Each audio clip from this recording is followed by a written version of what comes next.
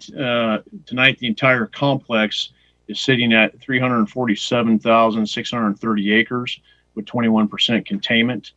In Napa County alone, in Lake County, the Hennessy fire tonight is 290,102 acres at 22% containment. Over in Sonoma County, the Walbridge fire is at around 52,000 acres at 5% containment. And a little bit of good news is the Myers fire is currently at sitting at 2,360 acres and close to 95%. So that is a little bit of good news, and we need that over on this entire complex. Moving back into the Hennessy fire alone over here that's affecting Napa and Lake County. Currently, in talking about total personnel, is a good thing. We're moved up to 1,857 personnel that is assigned to the entire incident. As far as Napa County, this side, there was some good progress made today and overnight. Even though we've had heavy smoke convergence today, we haven't had a lot of aircraft flying on the incidents. There was good work made. We didn't have big, heavy fire runs that we've experienced in the last 5 days, so it allowed for some good work to be done. Moving around on the Hennessy, we're feeling really good from Atlas Peak to 128. That's looking really good.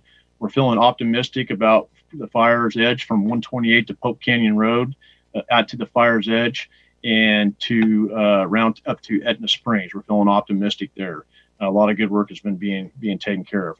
One area of concern that we still have, obviously, is the area around Table Mountain area to Butte Canyon Road. That's been active clear up to Butts Canyon Road, up into the area of Lake County. That's been a key area up there that we're working on. That's in a really tough spot up there, but when the aircraft can fly, we're focusing aircraft up there as we can get moving up there.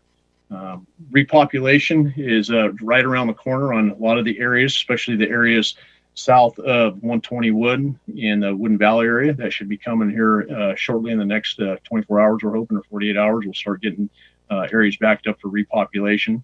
And then our ongoing damage assessment, just to put in perspective, we have 37 personnel assigned just to damage inspection on the entire complex. Right now, at the total structure destroyed for the entire incident is roughly around 871 structures destroyed and 234 structures damaged. For Napa County, we're roughly around 250 totals damaged and destroyed as we go forward. Those totals are going to continue to climb as we validate and evaluate the area still. It's important to make sure we get those areas, the numbers validated. So you'll see increases that move up in the numbers every day. The weather has been a big topic of conversation on the entire incident here for the last few days. As you see, we've had this weather pattern moving in. Looking at the change in wind that took place started yesterday, we have that the southwest flow over the bay and up to the north here in the North Bay. That's gonna bring in a change in how the fire behaves on us, and those lines we've been looking at, we've been evaluating. Also tonight, there is those threat of thunderstorms and lightning. We put plans in place to help. If we do get new starts, it's important for us to take the resources that we have to take off and try to contain those new starts. That's a difficult decision, has to be made, but one thing that needs to be realized is we cannot have new starts get started on us and get up and take off. That would just compound the multiple issues that we do have already on the incident. As we keep moving forward, we keep evaluating every day, and our operational plan that we're looking at. This is still a long way to go. It's a large incident. It's spread out. We still have heavy fire activity that's going to be in front of us in the afternoons is when it picks up and gets going. But I'm happy to see that we're getting more and more resources in. That's good. We've got out-of-state resources that are here. We've got 15 engines from Washington, 25 engines showed up from Oregon. We're getting National Guard support. So it's good. We're starting to get there and get those resources and support we need on the end. Great, thank you. Chief Ortiz, or Captain Ortiz, excuse me, from Napa Sheriff's Office, going to hand it over to you for an update from the law enforcement side.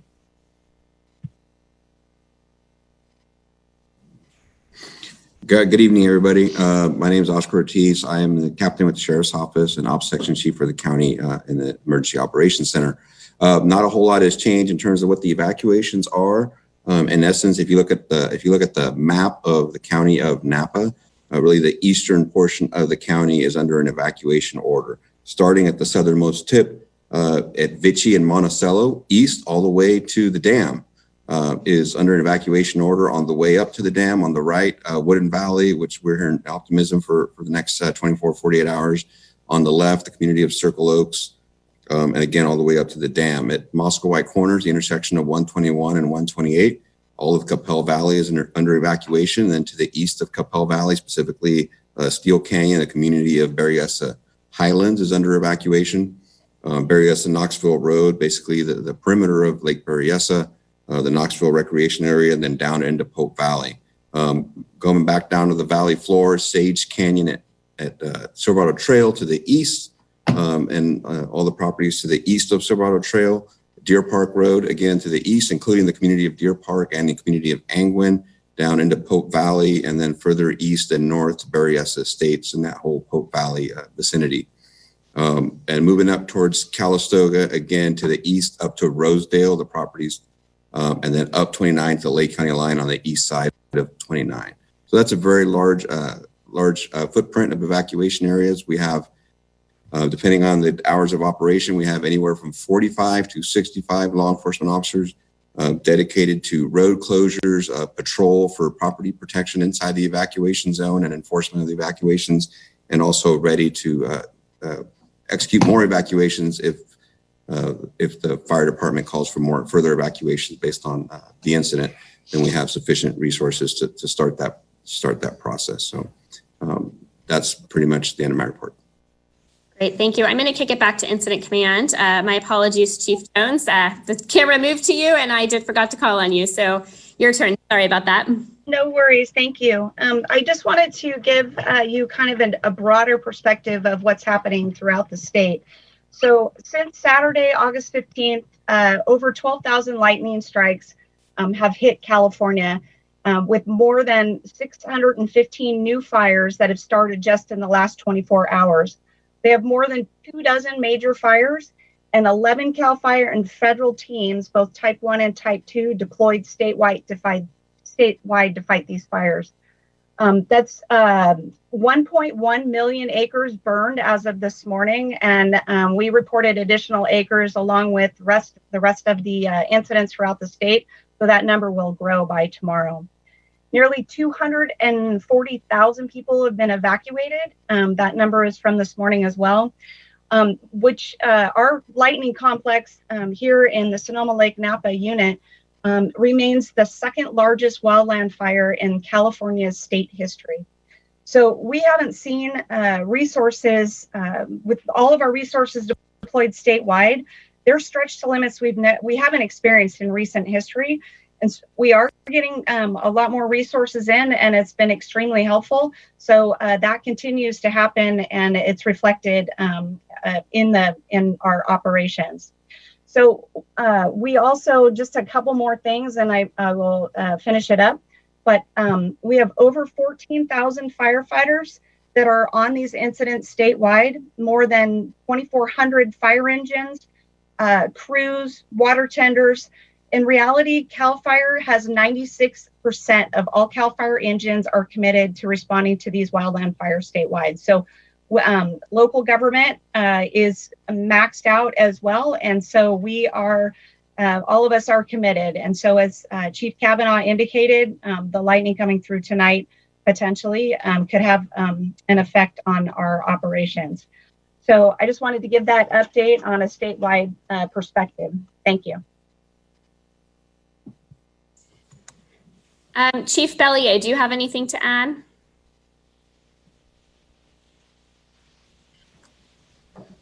Yeah, thank you, Molly. Jeff Bellier, Fire Chief for CAL FIRE Napa County Fire Department. As folks have already mentioned and has been well broadcast, we do have the threat of the dry lightning moving up through portions of Northern California to include Napa County. I've been watching the lightning tracker and radar data all day, and so far we have yet to have any lightning strikes in Napa County, which is a good thing. We've been working with the incident as well as the entire CAL FIRE Sonoma Lake Napa unit to develop a plan so that if we do get lightning and we do get new starts, that we're able to send resources to those so that we can try to contain them as quickly as possible. Earlier this afternoon, I had the opportunity to fly portions of the Hennessy fire with the operations chief, and crews are actively engaged in the Etna Springs area, working to try to stop the spread of the fire south from Etna Springs towards the community of Angwin. There's still a lot of work to do in there. It's some pretty rough ground, but they've got crews in there, and they are working on making progress. So if the weather cooperates, we should be able to start seeing some progress here in the next couple of days. And that's all I have. Thanks, Molly. Great, thank you. I'm going to hand it over to Supervisor Diane Dillon, Chair of the Napa County Board of Supervisors. Thank you, Molly. It's my pleasure tonight to introduce some of our federal and state colleagues who are joining us, and we're grateful for them taking the time again.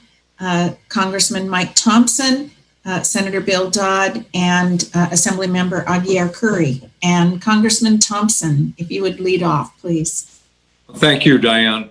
I'll just report on what's going on in regard to the federal government. The National Disaster Declaration that was asked for by Governor Newsom was approved. It's an important one for a couple of reasons. It will provide for individual assistance up to $35,000 to homeowners. That money can be used to either rebuild or repair their home. Can be used for temporary housing, crisis counseling, disaster unemployment services, and disaster legal services. And if folks are interested in applying for that, they should go to www.disasterassistance.gov. It's www.disasterassistance.gov. Or they can call 1-800-621-3362. There's also a public assistance component of this, and that provides money to state, local, and tribal governments for repairs of public infrastructure. That money comes with a 25% matching requirement. And on Tuesday, I will introduce legislation that will bump that to a 10% requirement, which will help our state and local governments that are right now really taking a hit because of the COVID problems that we're having. The disaster declaration also provides assistance from the Small Business Authority and those Small Business Administration, and they will provide loans. Businesses and nonprofit organizations are eligible to receive loans up to $2 million. And that money can be used for repair or replacement of damaged real estate, machinery and equipment, inventory, or other assets that are associated with that nonprofit or that business. Individuals are eligible for up to $40,000 in an SBA loan. So any individuals or any businesses that are interested in applying for that can do so at disasterloanassistance.sba.gov. disasterloanassistance.sba.gov. And then you can go online to my website, and you can get a copy of a fire guide that I put together in past fires that folks have found to be very, very helpful. It will help people negotiate through all of the bureaucratic stuff that they have to deal with in getting help for their particular need. I want to just close by thanking everybody, all of our state and local partners that are on the line, our first responders who've been doing a fantastic job, and our community is just pulling together impressively.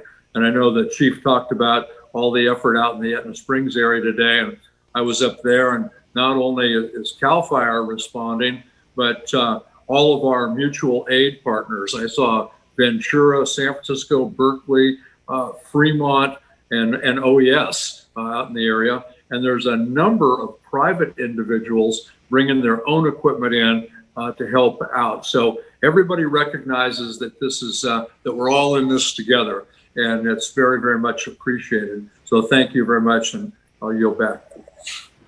Thanks for that assistance, and thanks for the printed material that you sent to the link to us today and we'll be circulating that because that'll be a great help to people. We, again, will have our virtual local assistance center open, but it's not the same as being able to talk to someone face to face. So we are trying to, all of us try to help people as much as we can. And Diane, on the federal side of that, if people are having trouble with the virtual application, please let everybody know they can call my office and I'll help any way that I can. And Molly, those are the kinds of links we have on the virtual local assistance center at the county website, correct? That is correct. And if we don't, we will make sure we get those up tonight. And we will also post them in this video in the title and summary so that they're there and easily accessible. Great. And turning to our state partners, we also provide links to state assistance. And so Senator Dodd, if you could let us know what's happening in that regard or any other observations you have to make about what's happening from a state perspective. Thank you very much, Supervisor. First of all, I appreciate, serving 6 counties. Napa still stands tall in terms of their response and your OES response. I do want to say, after Congressman Thompson has given his remarks, how appreciative we are for the federal response. I mean, time in and time out, he is, there for us. And I think this is another time. So I appreciate that, Congressman, for all your efforts. I'm kind of amazed. When this thing all started out, I was in Calistoga talking to Chief Kavanaugh, Chief Jones, and Napa County Chief Bellier, and they were doing the best job they could with very limited resources, and they always had the good face on. And I've noticed with all 3 of them, the entire week, regardless if they got more assets or not, their even-handedness of handling this event. And I just want to recognize the 3 of them for a job well done. I think it's really important that they're recognized, your entire team. And also our Sheriff's Office, California Highway Patrol, the assistance that we've been able to get, Cal OES. And then finally, I think it's important that we remember and recognize that there's a lot of people that have lost everything. And we've seen that time and time again in our county. And this is no exception, particularly all those people up in the Lake Berryessa area. Our hearts go out to you. Thank you very much. Yeah, thank you, Senator Dodd. And now Assemblymember Aguiar Curry, another important member of our state representative group. We are grateful for what you do as well. Well, good evening. Thank you very much. And here we are again. Nice to see everybody again. I wanted to just touch into a couple things that I feel the exact same way as all of our other elected officials, but a couple people I didn't acknowledge yesterday, and that was our volunteers. I think we have to really thank so many of those out in the fields right now that are working, trying to save lives, save animals. And so I wanted to acknowledge all the volunteers that have stepped up on these really treacherous days, and also all the neighbors that are making sure that our constituents are okay, checking in on them. And I just have something I want to remind everybody. Here we are. Make sure we remember that we still are in COVID. Wear your masks, wash your hands, evacuate when told. Do not wait around. Make sure you have your to-go bag. Check on your neighbors and take your camera and go through your house and take a video of your house, just so you have it. And I think those will be really invaluable things as we move forward. Hopefully tonight the weather will cooperate and the lightning strikes will cooperate. But again, thank you so much. The whole Napa team. I couldn't be successful if it wasn't the success that I'm writing on your back right now. Thank you so much for taking care of all of our constituents. And thanks. Have a good night. Thank you. It is a team, and I think anyone watching this Zoom can, I hope, see that.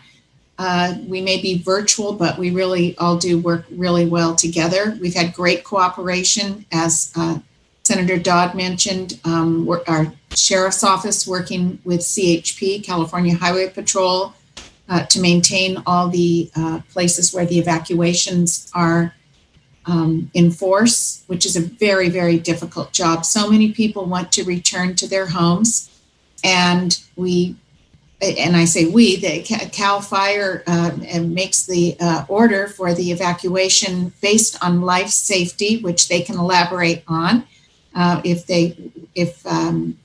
Incident Commander Kavanaugh would like to. But first, I would like to turn to my colleague, Alfredo Pedroza. I know I was up and also at Etna Springs today, because that is a really important place right now in terms of stopping the fire, the Hennessy fire, from moving west and south into the Angwin area, and great job being done. I'm not, where did you visit today, Supervisor Pedroza? Thank you, Chair. I was at the top of Atlas Peak again and Soda Canyon. But again, I do want to thank all our partners from the federal to the state to the local, in particular Congressman Thompson, for setting the tempo of being there for our constituents. So, Mike, thank you very much for your service and making sure Napa County is well represented. And just a message to those residents that have lost everything. Our hearts are with you. Unfortunately, we've done this at the county. Back in 2017, we had over 600 families that lost their homes. So we do have some practice at being there for our residents and helping you as you recover, from debris cleanup to going through the permit process. And just for some perspective, from the 2017 fire, we've issued 73 building permits. So it takes time, and it's going to be a long journey to recovery, but we're going to dust off the processes and playbook that we had to help those families in 2017 to make sure we're there for you. We know that there were structural losses, and we're all trying to digest that. But as Supervisor Dillon said, our chair, we've established the Virtual Assistance Center to try to gather the state and federal resources, which we're deeply going to need. And in the coming days, things are going to start coming together. So I just ask for your patience. I know Chief Jones is on the line. Chief, thank you for understanding the pressure points Napa County is facing. The fact that we had families that had to evacuate their homes in 2017, and here we are again. I really appreciate you and Chief Kavanaugh for understanding, the local perspective from supervisors. That means a lot, and I know Chief Bellier has done an incredible job of making himself available to us to help us understand the perspective from fire and the repopulation process. So I know the Golden State Warriors aren't in the playoffs, but we have an all-star team here that's going to be there for our residents. And I'm very fortunate to be in the trenches with this group of folks that are going to be there for our residents. So again, thank you, Chair, for leading us through this as well. Molly, I'll turn it back to you. Great, thank you. So we'll take some questions now. If you have them, you can go ahead and type them in. But first, and this may be a county question, donations, especially in the time of COVID-19, what we're accepting, and we can also post the link to how we're accepting them as well. Well, because of COVID, we are not able to do what we've done in other disasters, which is to collect items. And so we're really grateful for any gift cards that people can provide. Red Cross has been very helpful, providing hotel vouchers. I know that they are accepting contributions to replenish that fund for the hotel vouchers. I believe we have 400 people that have either been spent the night at our shelter or received a hotel voucher. And so our local community foundation is also a one-stop shop in terms of making donations that people can that they'll put them to the best use. The other thing I'd like to say is I've met people who said my neighbor, was perplexed. I had to help him or her because they didn't have a pet carrier or they didn't want to evacuate because they had pets. We have CART. Oh dear, now I've said CART and I forget what the acronym stands for, but the county has a contract with folks that help, a nonprofit that helps people take care of their animals, small and large, if they are in an evacuation situation. So we've learned a lot over the years from our many different kinds of disasters. So we have some really good systems in place to help people with whatever their need is. Great. And I'm looking at their their website is napacart.org, and it's Napa Community Animal Response Team, and they do large animal rescues. Thank you.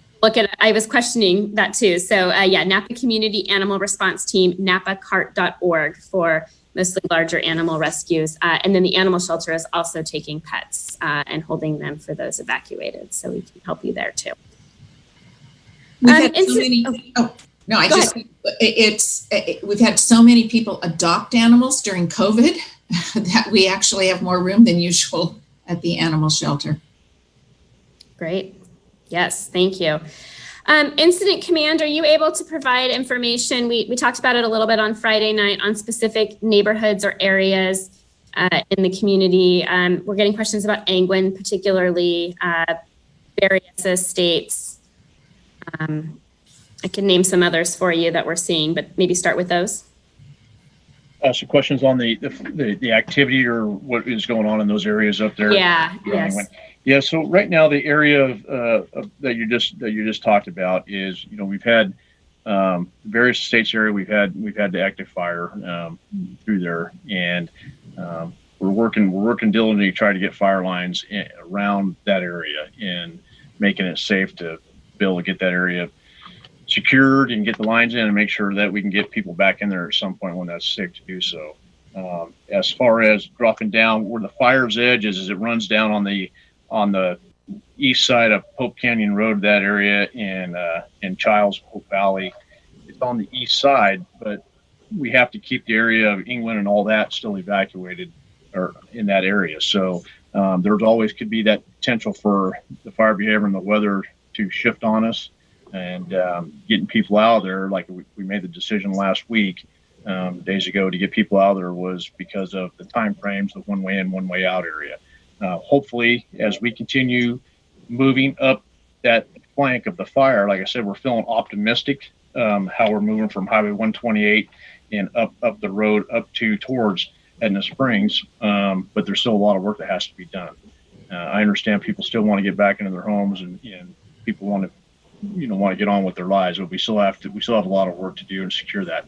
We have to make sure 100% to everybody that there is not a chance that we have this thing get back up and run on us or spread out. So one thing with coming through with the weather to pay attention to is when we have fronts come through, weather fronts come through, and even after they leave, we can get downburst of wind, and those winds can blow in 360 degrees.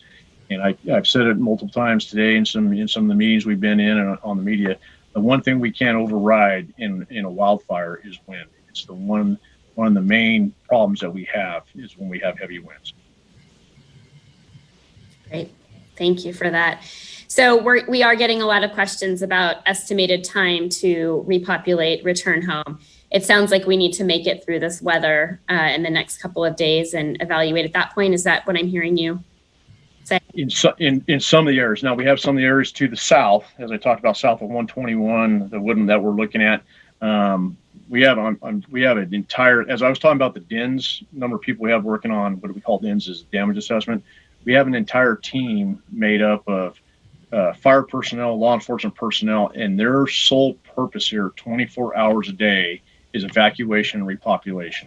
And so we have an entire team that's looking at that. Some of those areas where we're feeling really comfortable about to the south here of the incident, like I was talking about on those areas, we're hoping to get something out here, like I said, in the next day or two, where we'll start getting people back in their homes where it's safe to do so. Once again, we have to also remember we have to have the utilities as well. When we have lines down, when we have poles that have to be in, we have roads that have to be cleared. That has to be in conjunction. I can tell you today, Chief Jones and I spent 4.5 hours drove around the entire incident. We weren't directly on the fire line, but we made an entire circle. And there's areas where there are, a lot of infrastructure that still needs to be taken care of, utilities, phones, cable, water issues, power issues. That all still has to take place. Great. We are having a question. We talk with you every few days in this platform, and I know you're doing this with about 4 or 5 other counties, so we appreciate your time tonight. Can you share, I know that there is an 11 o'clock daily briefing that is posted on Facebook Live as well. Are there other things that are posted or other Facebook pages that maybe the viewers should follow to see some other live updates throughout the day? Correct. So we have the ones that we're doing here at 11 that are getting posted throughout the counties, but we also have they're being posted on the CAL FIRE website as well. You can follow on the CAL FIRE website. We have the ones through the county that are being posted as well. And we do have some of the news channels throughout the Bay and different areas that are coming up to those and recording as well, that you can find those on websites. But most of those, every one of these are going to be posted on the CAL FIRE website. You can go on the Facebook page, you can go on the internet page, and you can find those updates. Okay. And that internet page is fire.ca.gov, correct? That is correct. And the CAL FIRE, if you just do Facebook, you can just pull up CAL FIRE, it'll pop up, and you can click on CAL FIRE and follow. Great, thank you. And as you mentioned, we do our best to share those when we see them pop up live from our perspective, and definitely share the 11 a.m. one. We appreciate that. That is all in terms of questions tonight. I'm just going to do a quick breeze through. Thank you all for being here this evening. Supervisor Dillon, do you want to close us out with some closing comments? And we will continue to provide our information on our website, countyofnapa.org. Right on the homepage is a box that says wildfire, and it is updated several times a day. Supervisor? Yes, I'd encourage people to watch the 11 o'clock briefing. It gives a good overview and descriptions by the CAL FIRE folks of exactly what's happening, what's anticipated for the day. Earlier, we post at the county website the maps and other information that we receive, because CAL FIRE does a lot of work that they release in the morning at 7 a.m. to us and to all the counties where they're working. And just to reassure people that the repopulation effort, as it's called, is complex, as Chief Kavanaugh described. We have miles of guardrail that are gone because of the fire. So we have to plan for when people return to these areas that it's going to be safe for them to do so just driving there. And then we have water systems at Berryessa Pines, at Lake Berryessa Estates, at Berryessa Highlands. We need to ensure that those infrastructure systems are also operating, and that the water that will be coming out of the tap when someone goes back home will be safe to drink. So it's quite complex, power lines and so forth, but it's pretty impressive how everyone from different agencies is coming together and doing this now, so they can be as ready as possible when when people get the green light to return to their respective residences. And so the county is really appreciative of the partnerships for everyone who's joined us tonight in doing so. And again, if people have questions, please feel free to go to our county website. If you don't find an answer there that you need, we have a phone number there to call.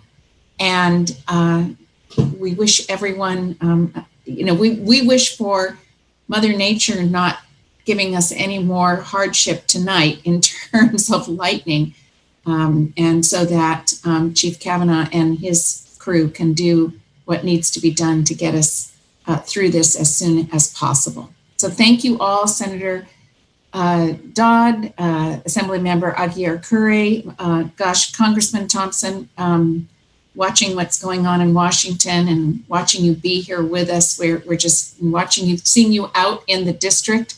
We're most appreciative of all of that. Our